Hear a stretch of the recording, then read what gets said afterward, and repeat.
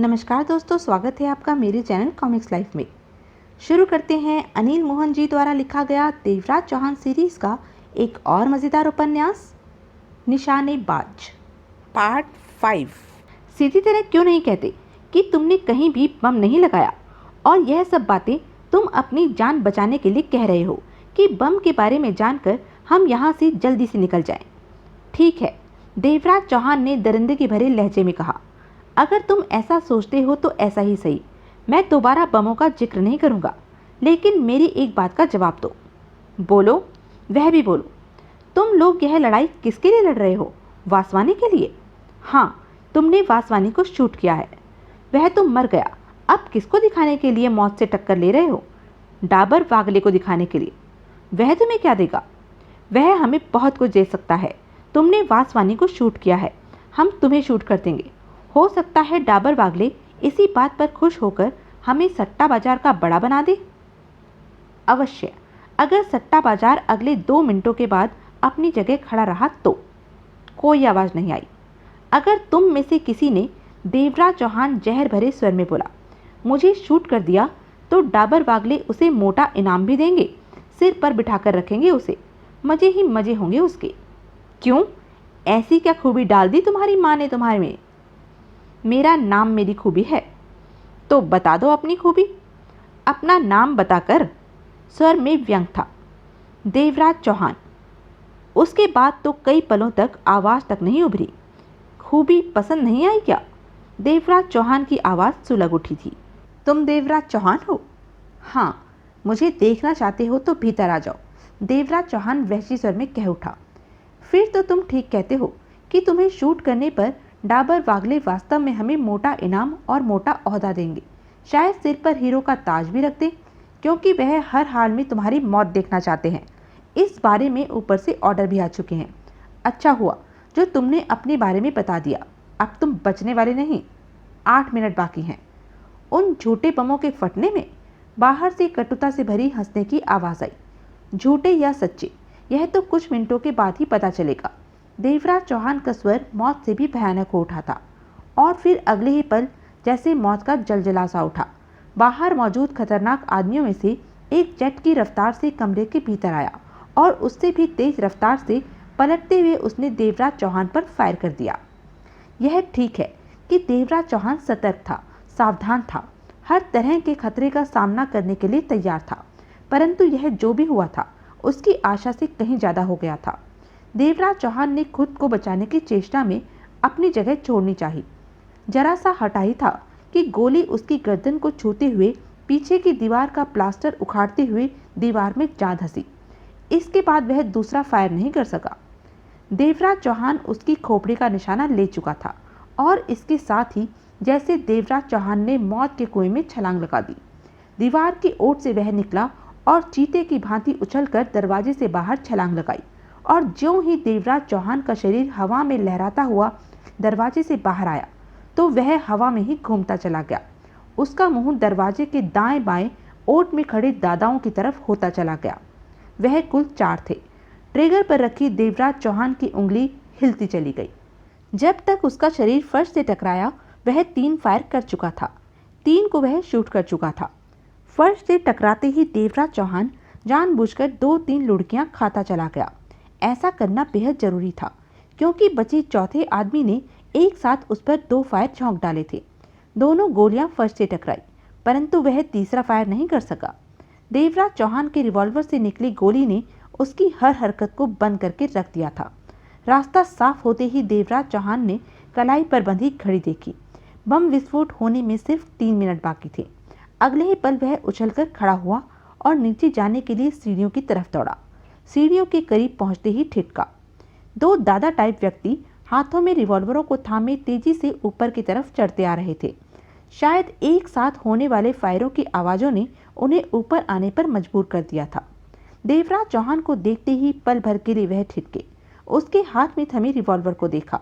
अगले ही पल फायर करने के लिए उनके रिवॉल्वर वाले हाथ ऊपर की तरफ उठे, परंतु तब तक देवराज चौहान ने उन दोनों को शूट कर दिया था। उसके बाद उनकी लाशों को फलांग कर सीढ़ियां उतरकर नीचे हो रही सट्टा बाजार में पहुंचा। गोलियों की आवाज़ों ने नीचे वालों को भी बेचैन कर रखा था, परंतु वह सट्टे की रकम के लेन देन में भी व्यस्त थे। कईयों ने देवराज चौहान को और उसके हाथ में थमे रिवॉल्वर को देखा। उसे रास्ता देने के लिए भीड़ काई की तरह फटती चली गई। देवराज चौहान के चेहरे पर मौत से भरे खूंखार भाव फैले। वहां मौजूद लोगों के दिलों में दहशत फैला रहे थे। देवराज चौहान ने चारों तरफ निगाह मारी। बहुत लोग थे। हाल यह था कि पांव तक रखने की जगह नहीं थी। देवराज चौहान ने घड़ी देखी। उन 11 बमों के फटने में मात्र लगभग 2 मिनट का समय बचा था। देवराज चौहान जल्दी से आगे बढ़ा और बाहर निकल जाने वाले मुख्य द्वार के समीप पहुंचकर ठिठका। कईयों की निगाहें उसके खूनी चेहरे पर थी। सुनो, देवराज चौहान रिवॉल्वर वाला हाथ ऊपर हवा में लहराकर बोला। यहाँ पर 11 पावरफुल बम लगाए जा चुके हैं, जिनके फटने में 2 मिनट से भी कम का समय है। बम विस्फोट के दौरान जो भी भीतर रहेगा वह किसी भी कीमत पर बच नहीं सकेगा। ध्यान रहे, 2 मिनट से भी कम समय बाकी है। इसके साथ ही देवराज चौहान पलटा और बाहर की तरफ दौड़ता चला गया और भीतर से उठने वाला लोगों का दहशत से भरा शोर शराबा, भय, घबराहट भरी चीखें, ना समझ में आने वाली आवाजें उभर कर देवराज चौहान के कानों से टकरानी शुरू हो चुकी थी। देवराज चौहान रिवॉल्वर जेब में डाल चुका था और बाहर से एक हद तक आगे जाकर ठिठका और पलटकर सट्टा बाजार की इमारत को देखने लगा। चेहरे पर दरिंदगी सिमटी खड़ी थी। सट्टा बाजार की इमारत से निकलते लोगों का तो बुरा हाल था। निकलने का दरवाजा छोटा सा था और निकलने वालों की तो गिनती ही नहीं थी। हर कोई विस्फोट होने से पहले वहां से निकलकर दूर भाग जाना चाहता था। मौत की दहशत ने सट्टे के भूत को दूर उतार फेंका था। हर कोई अपनी जान बचा लेना चाहता था। इसी भागा दौड़ी और जल्दबाजी में कई नीचे गिरकर कुचले जा चुके थे। जो नीचे गिर गया था, ऊपर से गुजरते लोग उसे उठने का मौका नहीं दे रहे थे और वह बम विस्फोट होने से पहले ही अपनी जान गंवा बैठे थे। देवराज चौहान की निगाहें मौत और दहशत के इस गर्म बाजार पर लगी थी।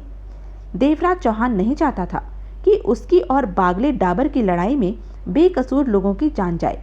इसी कारण उसने उन सब लोगों को बम विस्फोट के बारे में जानकारी दी थी और जैसे तैसे लोगों को सट्टा बाजार की इमारत से बाहर निकलते देखकर देवराज चौहान को जैसे सुकून मिल रहा था। काफी ज्यादा लोग, अधिकतर लोग सट्टा बाजार से निकलकर दूर होते जा रहे थे। तभी विस्फोट हुआ। 11 बमों का एक साथ विस्फोट। इतना भयानक विस्फोट कि उस विस्फोट ने देवराज चौहान को भी सिर से पांव तक हिला दिया था। वह जोरों से लड़खड़ाया और फिर संभल गया। उसे ऐसा लगा जैसे धरती कई पलों तक कांपती रही हो। वह तो डाबर बागले का सट्टा बाजार ही उड़ाना चाहता था, परंतु आसपास की इमारतें भी उड़ गई थी। वहां हुई बर्बादी का माहौल तो आंखों से ही देखने वाला था।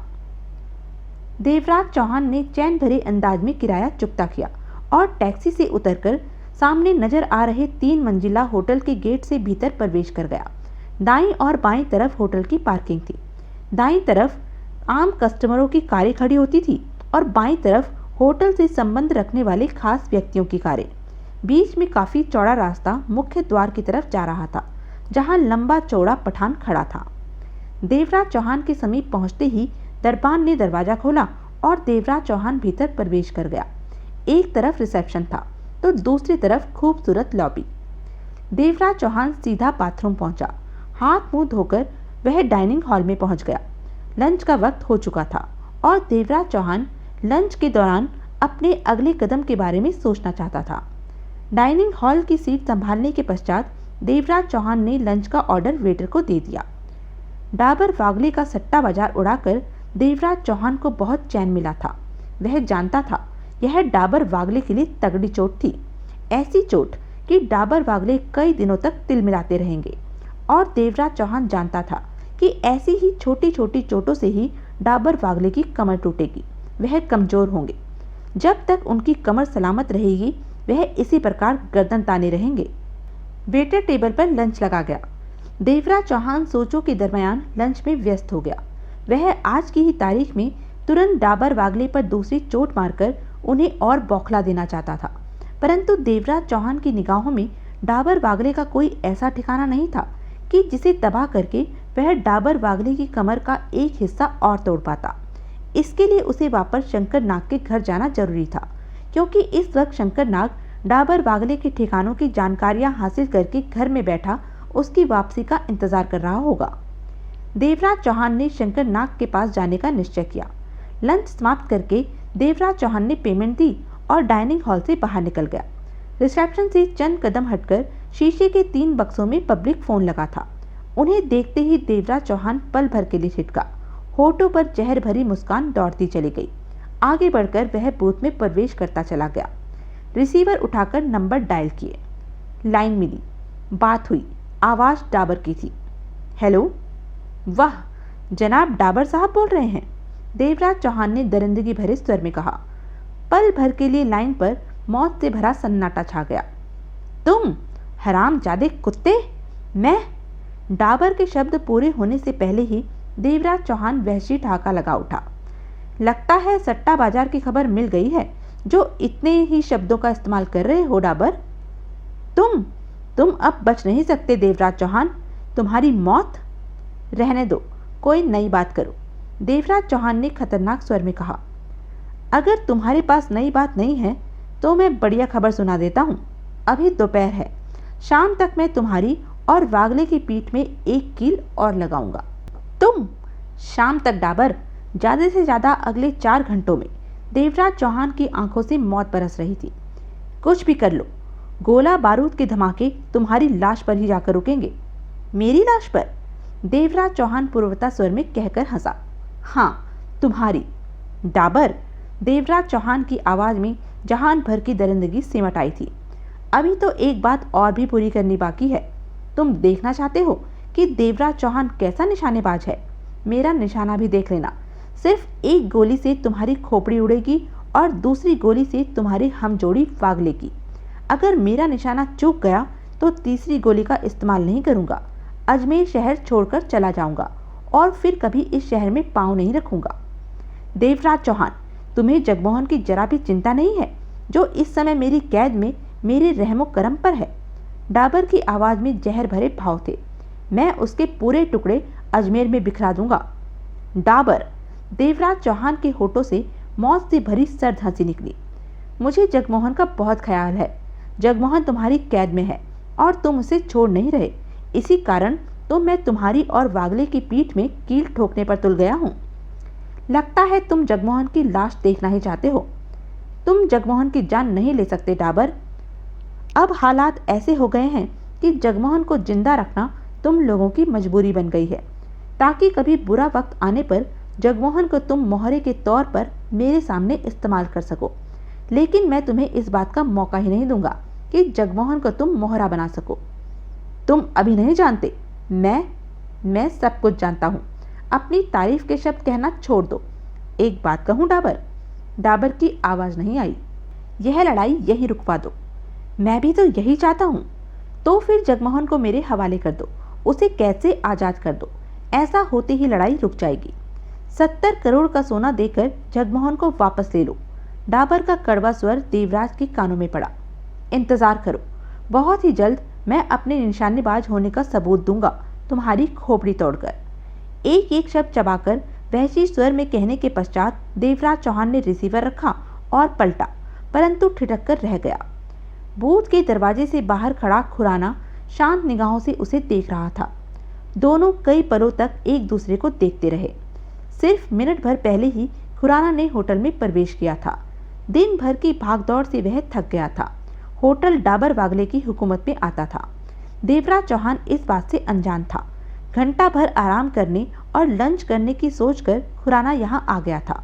और सबसे बड़ा इत्तेफाक यह रहा कि शीशे के फ़ोन बूथ में मौजूद देवराज चौहान उसकी निगाह में आ गया था और खुराना बेहद आराम के साथ बूथ के बाहर आकर खड़ा हो गया था। उस तरफ देवराज चौहान की पीठ थी। खुराना के साथ उसके कमांडोज की एक और कार थी। उसमें 6 कमांडो थे जो कि भीतर आने ही वाले थे। खुराना की एक आंख प्रवेश द्वार पर थी।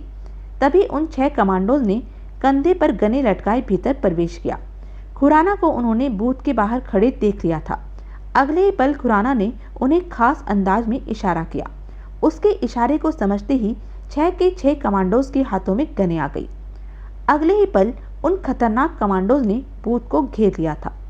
देवराज चौहान के चेहरे पर दरिंदगी सिमट आई थी। खुराना का चेहरा बिल्कुल शांत था। उसने हाथ बढ़ाकर बूथ का दरवाजा खोला। देवराज चौहान बूथ से बाहर निकल आया।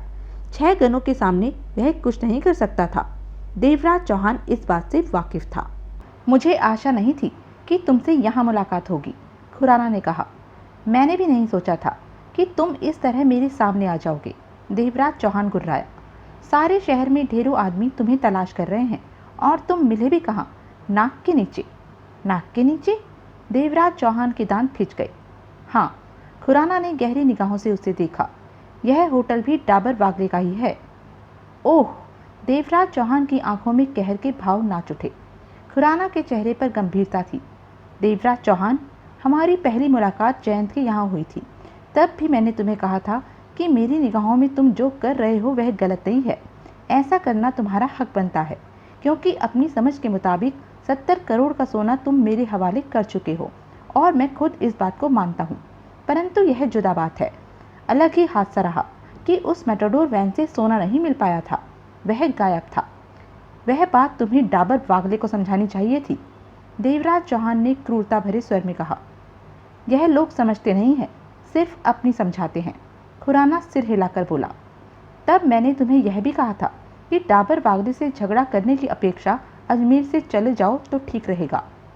अवश्य कहा होगा, मुझे याद नहीं, देवराज चौहान ने कड़वे स्वर में कहा। मैं सिर्फ अपने काम की बात ही याद रखता हूँ। खुराना के शांत चेहरे पर धीरे धीरे अब कठोरता की परत छाने लगी थी। तुम ठीक हो या गलत, मेरा इस बात से अब कोई वास्ता नहीं है। मेरा काम सिर्फ डाबर बागले का हुक्म मानना है और तुम्हें शूट करने का हुक्म वह लोग जारी कर चुके हैं।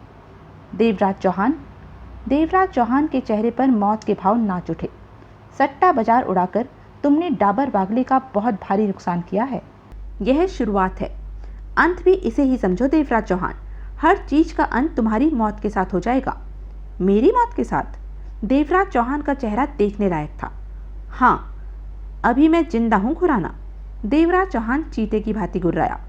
और अभी मर सकते हो, खुराना के शब्दों में मौत लिपट आई। जिंदा रहना या मरना तुम्हारे ऊपर ही है। मरना चाहते हो तो यह काम अभी हो जाएगा। जिंदा रहना चाहते हो तो शराफत के साथ खुद को हमारे हवाले कर दो। मैं तुम्हें डाबर बागले के सामने पेश कर दूंगा। देवराज चौहान हंसा, मौत से भरी भयानक हंसी। खुराना के दांत भिज गए। भूल में हो खुराना कि तुमने देवराज चौहान पर काबू पा लिया है। क्या मतलब? तुम लोगों ने मुझे नहीं घेर रखा। देवराज चौहान के होठों से सामने वाले को कपा कर रख देने वाला स्वर निकला।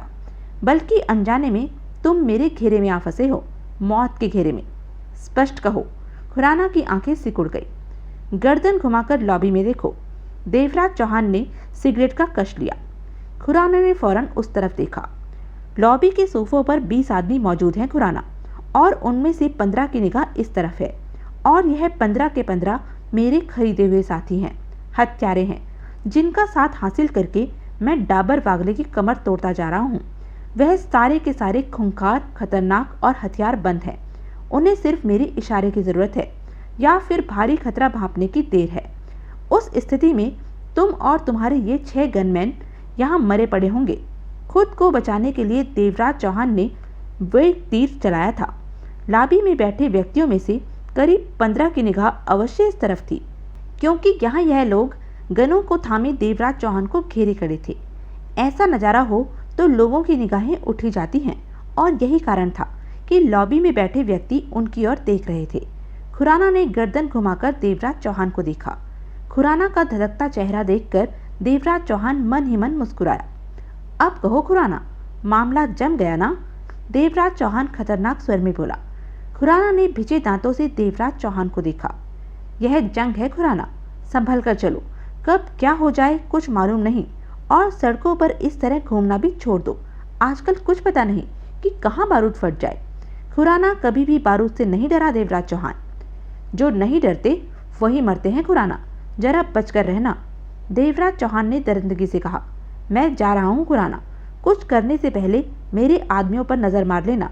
हर कोई हथियार बंद खतरनाक है और इधर ही देख रहा है। मेरे ख्याल में तुम बेकार का खून खराबा पसंद नहीं करोगे। मेरे जाने के बाद यह भी यहाँ से बाहर निकलना शुरू करेंगे। इनसे टकराने की चेष्टा मत करना, वरना। देवराज चौहान ने अपने शब्द अधूरे छोड़ दिए। 2 पल मौत भरे अंदाज में वह खुराना की आंखों में झांकता रहा। फिर खुराना की बगल से निकलकर तेज कदमों से देवराज चौहान बाहर निकलने वाले दरवाजे की तरफ बढ़ गया। खुराना दांत भींचे देवराज चौहान को जाते देखता रहा। उसके जाने के बाद खुराना की निगाहें लॉबी में बैठे आदमियों की तरफ घूम गई। अगले 5 मिनटों में ही खुराना को मालूम हो गया कि लॉबी में बैठे सीधे साधे शरीफ आदमियों का देवराज चौहान से तो दूर दूर तक का कोई भी वास्ता नहीं है। खुराना को काटो तो खून नहीं, बाहर देवराज चौहान कहीं भी नहीं था। ऐसी शिकस्त खुराना ने कभी नहीं खाई थी। देवराज चौहान वापस पहुंचा तो शंकर नाग को वहां मौजूद पाया। कब लौटे? देवराज चौहान ने पूछा। अभी, तुम्हारे आगे आगे, शंकर नाग ने गंभीर स्वर में कहा। बहुत कुछ मालूम? अभी बहुत कुछ मत बताओ। देवराज चौहान ने उसकी बात काटी। पहले यह बताओ कि डाबर और वागले कहाँ रहते हैं, यह मालूम हुआ कि नहीं? मालूम है, आज ही मालूम किया है। बताओ, दोनों कहाँ रहते हैं? शंकर नाग ने डाबर वागले के बंगलों के पते बताए। देवराज चौहान ने पते दिमाग में सुरक्षित रखे और बोला, मैं अभी आता। कहाँ जा रहे हो? आकर बताऊंगा। जगमोहन के बारे में कुछ मालूम किया कि? हाँ, लेकिन अभी तक उसकी कोई खबर नहीं। शंकर नाग बोला, तुमने आज सट्टा बाजार उड़ा दिया? हाँ, बहुत भयंकर विस्फोट हुआ। आसपास की इमारतें भी उड़ गई, काफी मरे। 11 बमों का एक साथ हुआ विस्फोट था। यह सब तो होना ही था। शंकर नाग के चेहरे पर व्याकुलता नाच उठी। सब जान चुके हैं कि यह सब तबाही तुम फैला रहे हो। सब कौन? पुलिस वाले। हर तरफ तुम्हारे ही नाम का जिक्र है और पुलिस भारी पैमाने पर तुम्हारी तलाश कर रही है। पुलिस की तलाश कभी थमेगी नहीं, देवराज चौहान ने दांत भींचकर कहा। पुलिस का तो हमेशा ही काम रहा है मुझे तलाश करने का। ध्यान रखना, यह अजमेर है, छोटा सा शहर। पुलिस की तलाश का दायरा बहुत छोटा है। देवराज चौहान हंसा, परंतु जवाब में कहा कुछ नहीं। तुम यहीं रहना शंकर नाग, मैं जल्द ही वापस लौटूंगा। मुझे तुमसे कुछ काम है। कहाँ जा रहे हो? देवराज चौहान 2 घंटे बाद वापस लौटा। तब शाम हो चुकी थी। शंकर नाग देवराज चौहान के इंतजार में वहां मौजूद था। शंकर नाग, देवराज चौहान बारूदी सामान की तरफ बढ़ता हुआ बोला, मुझे एक टेलीस्कोप गन चाहिए। Telescope gun? शंकर नाग बेचैनी से दांतों से होठ काटने लगा। हाँ, देवराज चौहान बारूदी सामान में से अपने मतलब की चीजें बाहर निकालता जा रहा था। लेकिन तुम करना क्या चाहते हो? 2 घंटे बाद फिर मिलूंगा, तब इस बारे में बात करूंगा। कुछ मुझे भी तो। शंकर नाग, देवराज चौहान सीधा होते हुए बोला, अभी कोई सवाल मत करो। शंकर नाग देवराज चौहान को देखता रहा। पैसे वहां पड़े हैं, जितनी भी जरूरत हो ले लो। जिससे हमने गोला बारूद खरीदा था उसके पास मैंने गन देखी थी, उससे हासिल करके फौरन यहाँ पहुंचो। 2 घंटे में यह काम कर लोगे? होठ काटते हुए शंकर नाग ने सिर हिला दिया।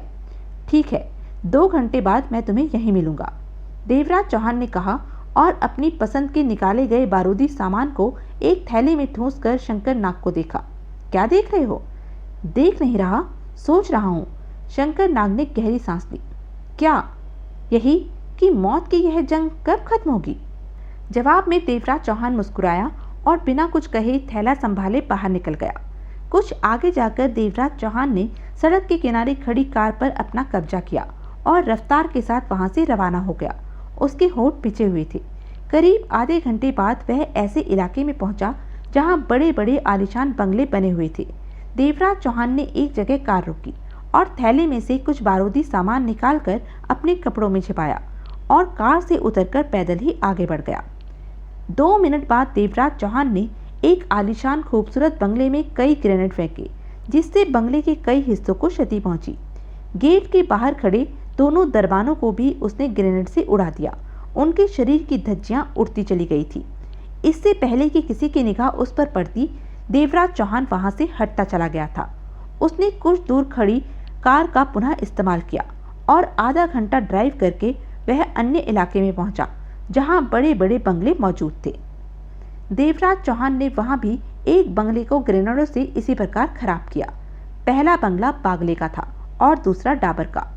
फिर देवराज चौहान ने कार को एक जगह छोड़ा और वहां से टैक्सी लेकर मध्यम वर्ग के होटल में पहुंचा और कॉफी के साथ वहां वक्त बिताया। फिर घड़ी में वक्त देखा। 2 घंटे बीतने को आ रहे थे। शंकर नाग से मिलने का वक्त हो रहा था। देवराज चौहान उठ खड़ा हुआ। रात का अंधेरा फैल चुका था। 8:30 बज रहे थे। देवराज चौहान ने टैक्सी कुछ पहले ही छोड़ दी थी और पैदल ही शंकर नाग के घर की तरफ बढ़ा जा रहा था, जो कि अभी कुछ दूर था। तभी पुकारने की मध्यम सी आवाज उसके कानों में पड़ी। स्वर शंकर नाग का ही था। देवराज चौहान ठिठका, गर्दन घुमाकर देखा। पेड़ की तने की ओट में शंकर नाग खड़ा था। देवराज चौहान की आंखें सिकुड़ गई। मन ही मन वह सतर्क हो गया, क्योंकि शंकर नाग को ऐसी स्थिति में नजर आना शुभ लक्षण नहीं थे।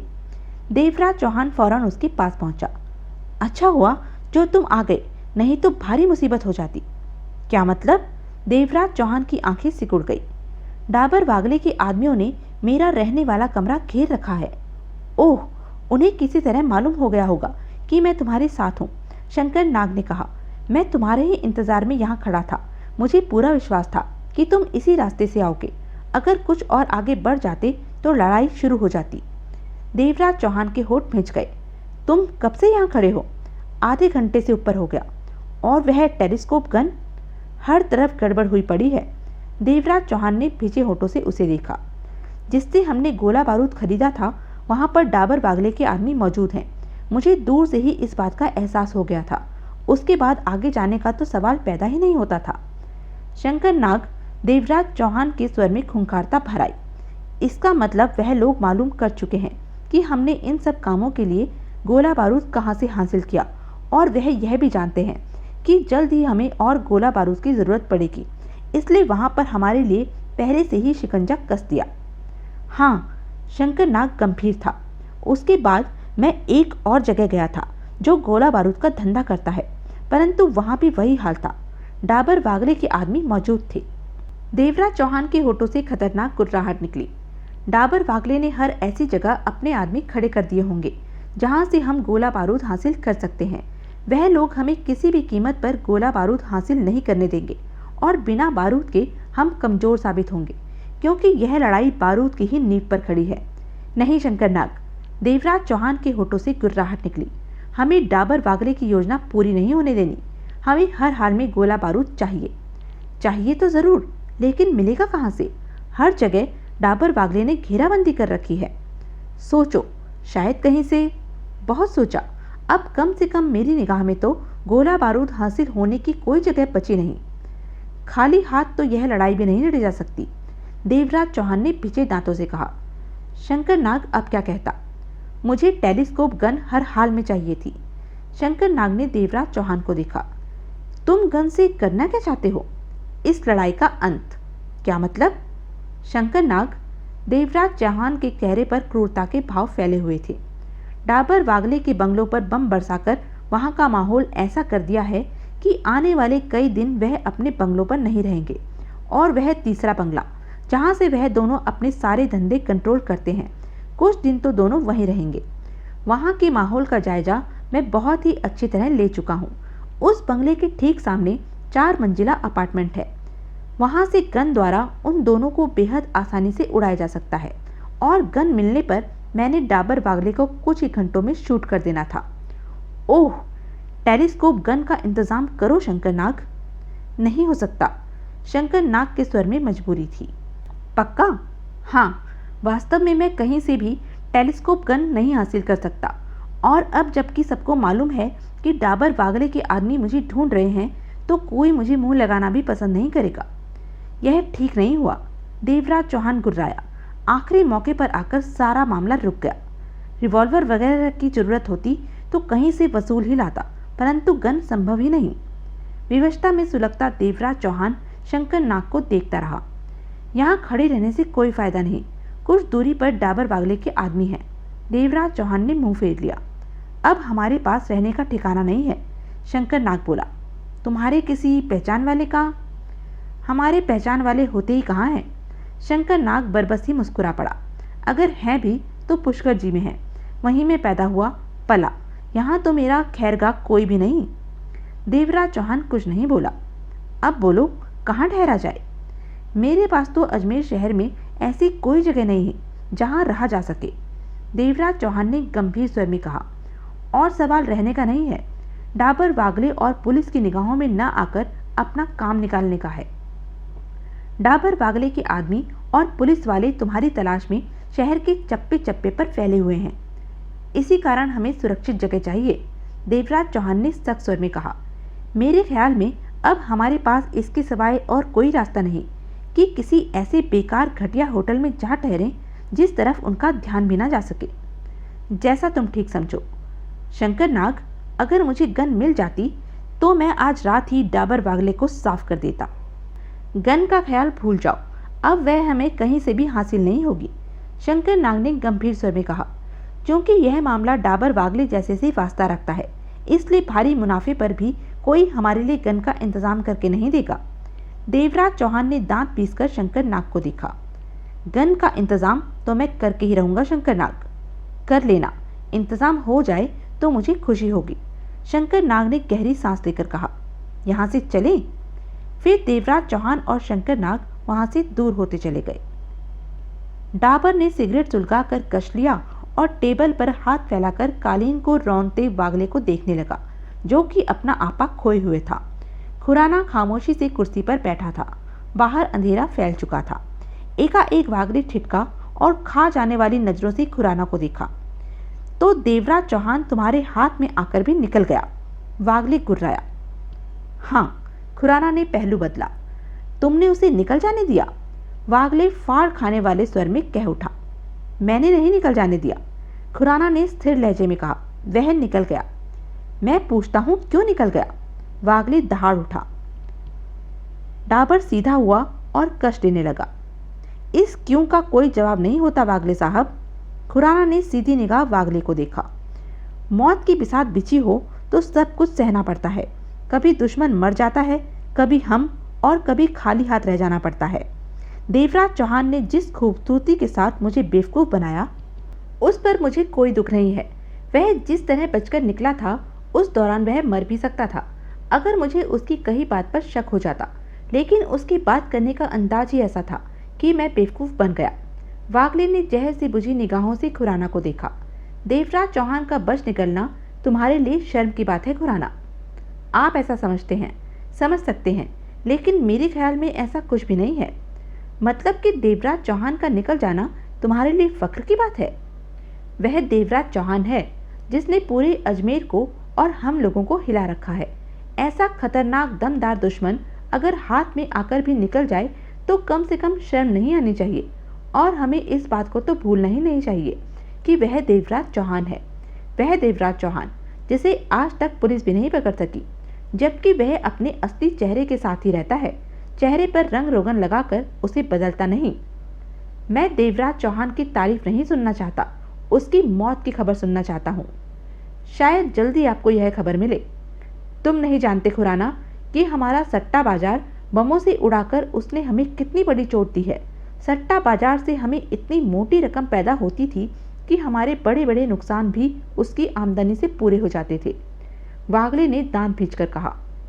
मैं सब समझता हूँ, सब कुछ मालूम है मुझे।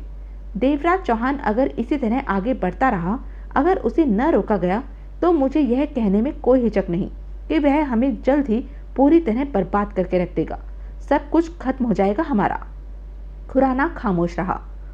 उसने मेरे और डाबर के बंगलों पर बम फेंक कर बेवजह ही दहशत फैलाने की चेष्टा की है। वागले साहब, देवराज चौहान कोई भी काम बेवजह नहीं करता। उसकी हरकत के पीछे कोई न कोई मकसद जरूर होता है। देवराज चौहान ने आप लोगों के बंगलों पर बम फेंके हैं तो उसका कारण अवश्य होगा। वह कारण हमें समझ नहीं आ रहा, यह जुदा बात है। ऐसा करके वह क्या करना चाहता है, बहुत जल्द हमारे सामने आ जाएगा। वागले ने कुछ नहीं कहा। डाबर ने कश लेकर सिगरेट ऐश ट्रे में मसल दी। वैसे अब देवराज चौहान ज़्यादा देर हमारा मुकाबला नहीं कर पाएगा। वह कैसे? अजमेर में उसे यहाँ से भी ज़्यादा गोला बारूद हासिल हो सकता है। वहाँ पर हमारे आदमी फैल चुके हैं। देवराज चौहान वहाँ पर पटका भी तो मर जाएगा। वैसे भी सबको इन दिनों गोला बारूद बेचने को मना कर रखा है। देवराज चौहान लड़ाई के लिए असला कहीं से भी हासिल नहीं कर पाएगा। नहीं कर पाएगा तो लड़ेगा क्या? खुराना गंभीर स्वर में बोला। गुड, यह तो फायदे की बात हुई। मुझे पूरा विश्वास है कि देवराज चौहान ज़्यादा देर नहीं चलने वाला। तभी डाबर बोला। खुराना, सिर्फ बातें सुनकर उस पर भरोसा करके बैठे रहना ठीक नहीं है। देवराज चौहान ने हमें शूट करने की स्पष्ट धमकी दे रखी है, और देवराज चौहान जैसे इंसान की धमकी को नज़रअंदाज करना ठीक भी नहीं है। डाबर, एकाएक वागले बोला, हमारे बंगलों पर वह बम फेंक चुका है, इसलिए अभी तो बंगलों पर रहने का तो सवाल ही पैदा नहीं होता। हम दोनों कुछ दिन इसी बंगले पर एक साथ ही रहेंगे। हाँ, ऐसा ही करना पड़ेगा हमें। डाबर ने सिर हिलाया। तभी खुराना की आंखें सिकुड़ी और वह कह उठा, ऐसा भी हो सकता है कि देवराज चौहान खुद यही चाहता हो कि आप लोग यहीं इसी जगह पर रहें, तभी उसने आप दोनों के बंगलों पर बमों से हमला करके उन्हें नुकसान पहुंचाया है। तो यह थी अब तक की कहानी। आगे की कहानी जानने के लिए बने रहें मेरे साथ। और हाँ, मेरे चैनल को लाइक, शेयर और सब्सक्राइब करना ना भूलें। धन्यवाद।